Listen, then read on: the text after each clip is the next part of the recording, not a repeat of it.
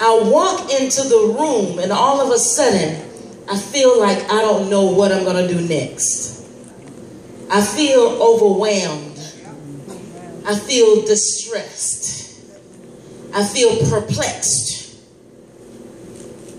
I feel like I'm in a place that's not mine. I feel like I'm not secure. I feel like I cannot hear a word specifically for whatever dilemma or situation that I may go into. On tonight, many of you are feeling just that way. And that's because you're trying to burn both ends of the candle. Look at your neighbor and say, you can't burn both ends of the candle. A candle is only burned from one end. The Bible declares that you cannot serve two masters. We're trying to serve God, and the word here says mammon, which is representing money, but also the secular things of the world, secular things of the world, what the world have to offer. God always have your best interests at heart. Tell your neighbor, say, God always got your best. God always got your best. There are some things that hinder us in our prayer.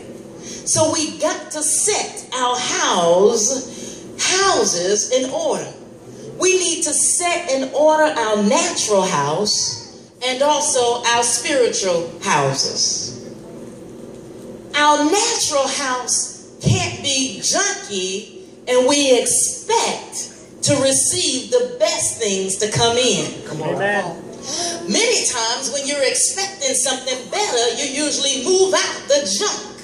Amen. You move out the things that you don't utilize anymore.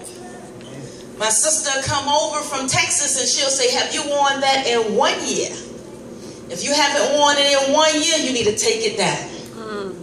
There are some things that we have allowed to stay in us and around us more than 1 year. And now it has become familiar to us. You've heard of the word familiar spirit. It has become familiar to us because it has ridden along with us so long that now it knows our every move. It knows our taste. It knows our likes. It knows our dislike. It knows what we'll bow down to, if you will. And that's a spirit. Look at your neighbor and say, she's talking about spirits on tonight. But we're going to have to come through this spiritual warfare. Some people don't like to come to church, but if you announce ahead of time, you're going to talk about spirits. Why? Because they feel like, well, if it don't bother me, I won't bother it. But high five somebody and say that the spirit's going to be there, whether you bother it or not. The thing is, what are you going to do with the familiar spirit? What are you going to do with that thing that tags along with you and that's been tagging along with you for a long time? Some of you like different things in the bed and the devil knows that, so he'll present that. Some of you like different kind of drugs and the devil knows that, so he'll present that. Some of you like certain kind of alcohol, so he'll present that. He's not going to come to you and present something that is not going to appeal to your taste buds, if you will. But he's going to bring that thing to you that you will succumb or submit to. That's why you cannot serve two masters. We want to be saved on Sunday or when there's church time, but when there's any other day of the week, we want to be something else. Look at your neighbor and say, you can't be something else. We're going to have to learn how to have stability in God. Look at your neighbor and say, in God. In God. If we're going to receive the best, God is not blessing junk. God is not blessing mess. God is not blessing things that are out of order. He said, let all things be done in decency and in order. That's the kind of God we serve.